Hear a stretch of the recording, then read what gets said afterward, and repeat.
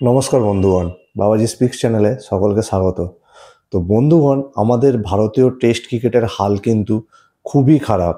আমরা জানি যে ভারতকে মানে সমীহ করে চলতো টিমগুলো, Australia, South Africa, England, New Zealand, যে সেনা কান্ট্রির টিমগুলো, তারা যখন ভারতে আসতো তাদের কাছে একটা মাত্র টেস্ট ম্যাচ জেতাও কিন্তু বিশাল একটা ব্যাপার ছিল একটা সময়।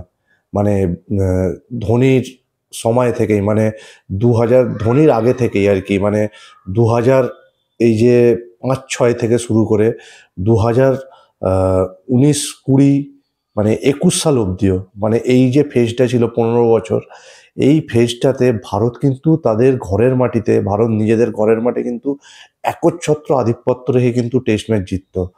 সমস্ত টিমগুলো কিন্তু England, Australia, South Africa, New Zealand, এরা কিন্তু রীতিমতো ভয় পেত যে ভারতের মাটিতে গিয়ে ভারতের সাথে টেস্ট ম্যাচ খেলা তাদের কাছে কিন্তু ছিল একটা বিভীষিকা। একটা টেস্ট ম্যাচ জেতা তাদের কাছে বিশাল একটা ব্যাপার ছিল, অ্যাচিভমেন্ট, বিশাল অ্যাচিভমেন্ট একটা টেস্ট হারানো ভারতকে তাদের ঘরের মাঠে। আর এখন কিন্তু সেই চিত্রটা কিন্তু পুরোপুরি উল্টো।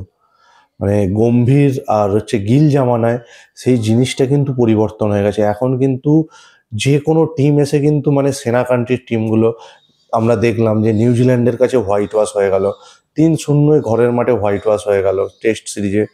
সাউথ আফ্রিকার কাছে 2-0 হেরে গেল। মানে যে আসছে হারিয়ে দিয়ে চলে যাচ্ছে, এবং হোয়াইট ওয়াশ। এখন ইন্ডিয়াকে একটা টেস্ট ম্যাচ নিজেদের ঘরের মাঠে জিততে কষ্ট করতে হচ্ছে। মানে পরিস্থিতি কিভাবে বদলায়। তো বন্ধুগণ, তো এই কারণগুলো খুঁজতে গিয়ে আমার একটা কারণ আমি মানে রিয়েলাইজ করেছি, যে কারণটা যে ভারত এই টেস্ট ম্যাচে এখন এই মুহূর্তে এরকম, মানে যে ভারতের এই রকম হাল এত খারাপ হওয়ার কারণটা কি টেস্ট ক্রিকেটে নিজেদের ঘরের মাঠে। তো সেইটা দেখতে গিয়ে আমার একটা রিয়েলাইজেশন হয়েছে, সেটাই আমি আপনাদের সাথে শেয়ার করব বন্ধুগণ। আপনারাও অবশ্যই কমেন্ট বক্সে জানাবেন আপনাদেরও কি মতামত পড়ে, সেটা অবশ্যই কমেন্ট বক্সে আমাকে জানাবেন। তো বন্ধুগণ, আমি একটা রিয়েলাইজেশন করেছি, সেটা হচ্ছে যে এখনকার যে মানে প্লেয়ারগুলো যারা টেস্ট ক্রিকেট খেলছে, তো আর কিছুদিন আগে, মানে কয়েকটা বছর আগে, আগের জেনারেশনটায় আমাদের, মানে যে এখনকার জেনারেশনের আগের জেনারেশনটা, ঠিক আগের জেনারেশনটা, খুব বেশি দূরে নয়। আমি সৌরভ, সচিন, রাহুল দ্রাবিড়, লক্ষণ, এদের অবধি যাচ্ছি না, আমি তার পরের জেনারেশনটার কথা বলছি। রোহিত শর্মা, চেতেশ্বর পূজারা, বিরাট কোহলি এবং অজিঙ্ক্য রাহানে, এদের আমি এই ফেজটার কথা বলছি। তো এই ফেজে আপনি মানে আপনারা দেখুন যে এরা যখন টেস্টে সুযোগ পায়, যখন ইন্টারন্যাশনাল যখন ডেবিউ হয় এদের, তার আগে এরা কতটা মানে ফার্স্ট ক্লাস ক্রিকেটে এদের কীরকম, মানে এদের অ্যাভারেজ ছিল।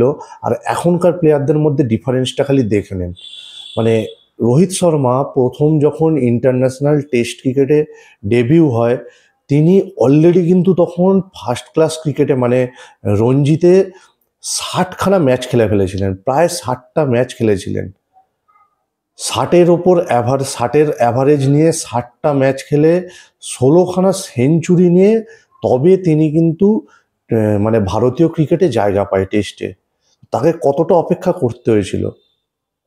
এরপর ধরে নিন চেতেশ্বর পূজারার কথা। পূজারা কম বয়সে সুযোগ পেয়েছিল, 22 বছর বয়সে তার টেস্ট ডেবিউ হয়েছিল, কিন্তু তার জন্য তাকে কিন্তু ম্যাচ খেলতে হয়েছিল 51টা। অলরেডি তিনি কিন্তু 51খানা ফার্স্ট ক্লাস টেস্ট ম্যাচ খেলে নিয়েছিলেন, এবং সেখানে তারও কিন্তু অ্যাভারেজ ছিল 60-এর কাছাকাছি, 60-এর ওপর তার অ্যাভারেজ ছিল, এবং তিনিও কিন্তু 14খানা সেঞ্চুরি করে ফেলেছিলেন।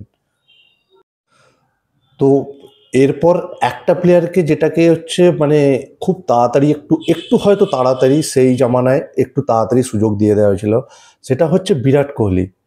তাও কিন্তু তিনি কিন্তু 22খানা ম্যাচ খেলে ফেলেছিলেন, এবং তারও কিন্তু অ্যাভারেজ ছিল 50-এর ওপরে। আর তিনি অলরেডি তখন কিন্তু ওয়ানডে বিশ্বকাপ, ওডিআই ওয়ার্ল্ড কাপ চ্যাম্পিয়ন হয়েছিল। তো আর এরপর আসি অজিঙ্ক্য রাহানের কথায়। তার তো কথা ছেড়েই দিন, তাকে প্রায় 80টা ম্যাচ, তিনি তার টেস্ট ডেবিউ হওয়ার আগে 80খানা ম্যাচ খেলে ফেলেছিলেন, এবং প্রায় 19-20টা সেঞ্চুরি করেছিলেন, এবং 60-এর ওপর অ্যাভারেজ রেখে। ভাবতে পারছেন? টেস্ট ক্রিকেটে মানে চান্স পাওয়া অতটা সোজা কিন্তু নয়, যেটা আগের জেনারেশনে প্রায় আগে অন্তত পক্ষে 5 বছর অন্তত ফার্স্ট ক্লাস ক্রিকেটে আগে রগড়াতে দিন, তারপর তো আপনি ইন্টারন্যাশনালে নিয়ে আসবেন। টেস্ট খেলা অতটা সোজা নয়, অন্তত পক্ষে কমপক্ষে 4-5 বছর রগড়াতে দিন ফার্স্ট ক্লাস ক্রিকেটে। আর এখন কি অবস্থা প্লেয়ারদের, এখনকার টেস্টের অ্যাভারেজগুলো দেখে নিন।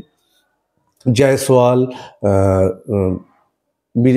শুভমান গিল, ধ্রুব জুড়েল, সাই সুদর্শন, তারপর নীতিশ রেড্ডি, এদের অ্যাভারেজগুলো দেখে নিন এখন যারা টেস্ট খেলছে, আর এবং এদের ম্যাচ এবং এদের অ্যাভারেজগুলো ফার্স্ট ক্লাস ক্রিকেটে দেখে নিন। আর ঠিক আগের জেনারেশনটা রোহিত শর্মা, বিরাট কোহলি, অজিঙ্ক্য রাহানে, চেতেশ্বর পূজারা, এদের অ্যাভারেজগুলো দেখে নিন এবং এরা কতদিন আগে নিজেদের প্রমাণ করেছে ফার্স্ট ক্লাস ক্রিকেটে, তারপর তারা টেস্টের জন্য সুযোগ পেয়েছে।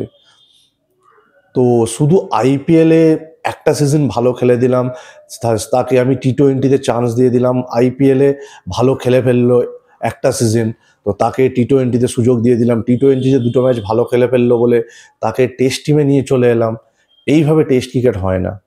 আমি ইন্ডিয়ান ম্যানেজমেন্টকে মানে যদি দেখে কেউ ভিডিওটা, তো তাদের বলবো দয়া করে এদেরকে আগে ফার্স্ট ক্লাস ক্রিকেটে কিছুটা বছর সময় দিন, যে এরা খেলুক, তৈরি হোক। নাহলে কিন্তু এরকম মানে মানে যখন কঠিন সময় আসবে তখন কিন্তু টিমটা এইভাবেই মানে চাপ এরা হ্যান্ডেল করতে পারবে না। যেটা ফার্স্ট ক্লাস ক্রিকেট খেলে চাপ হ্যান্ডেল করা কিভাবে, চাপের মধ্যে কিভাবে ব্যাট করতে হয়, পরিস্থিতি অনুযায়ী, যে টেস্টে পরিস্থিতি অনুযায়ী ব্যাট করা, সিচুয়েশন অনুসারে, তো সেইগুলো এরা কিন্তু বুঝবে না এই এখনকার জেনারেশনে। এখনকার জেনারেশন প্লেয়ারদের মধ্যে আপনি সুযোগ দিতে পারেন টেস্টে, তার মধ্যেই বিরাট কোহলি বা শুভমান গিলের মতো একটা দুটো হয়তো বেরোবে। আমি বলছি না যে বেরোবে না, ট্যালেন্ট নেই, কিন্তু সবাই হতে পারবে না। বিরাট কোহলি, শুভমান গিল সবাই হতে পারবে না।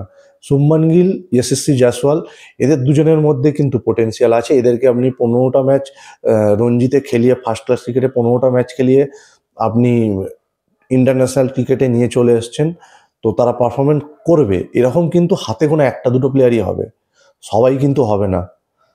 তো ফার্স্ট ক্লাস ক্রিকেটে এত বছর ধরে মানে পারফর্ম করছে, যেরকম বাংলারই আছে অভিমন্যু ঈশ্বরন, তারপর মুম্বাই সারফরাজ খান, তো এরকম প্লেয়ারগুলো এরা কিন্তু মানে অলরেডি 10 বছর ধরে কিন্তু রোগড়ে ফেলেছে, পেছন রোগড়ে ফেলেছে ফার্স্ট ক্লাস ক্রিকেটে। তো তা ফার্স্ট ক্লাস ক্রিকেটটা তাহলে রঞ্জি ক্রিকেটটা রেখে কী লাভ, যদি তাদের সেই রঞ্জির যদি পারফরমেন্সই যদি বিচার হবে না টেস্ট ক্রিকেটের জন্য, ইন্টারন্যাশনালের যে টেস্ট ক্রিকেটের জন্য, তো এটা একদমই ঠিক না। মানে এখনকার মানে এইটা তো আমার পুরো মানে চোখে লেগেছে এই কারণগুলো, যেটা যে ফার্স্ট ক্লাস ক্রিকেটে এত সুন্দর অ্যাভারেজ থাকা সত্ত্বেও আপনি প্লেয়ারগুলোকে, ইন্ডিয়ান টিম ম্যানেজমেন্ট টেস্টে চান্স দিচ্ছে না। দিচ্ছে কাদের, যারা আইপিএল এবং টি-20-তে ভালো পারফর্ম করছে একটু, তাদেরকে নিয়ে চলে আসছে টেস্ট ক্রিকেটে। তো যা রেজাল্ট পাওয়ার আমরা সেটাই পাচ্ছি এখন ভারতের টেস্ট ক্রিকেটে। নিজেরা ঘরের মাঠে একের পর এক সিরিজ আমরা হেরে চলেছি। তো বন্ধুগণ, আপনারাও অবশ্যই কমেন্ট বক্সে জানাবেন যে আমি যে কারণটা মানে রিয়েলাইজ করেছি বা আপনাদের বললাম, সেই কারণটা সত্যি ঠিক কি না, বা আপনাদের কি মনে হয় সেটা কমেন্ট বক্সে অবশ্যই জানাবেন।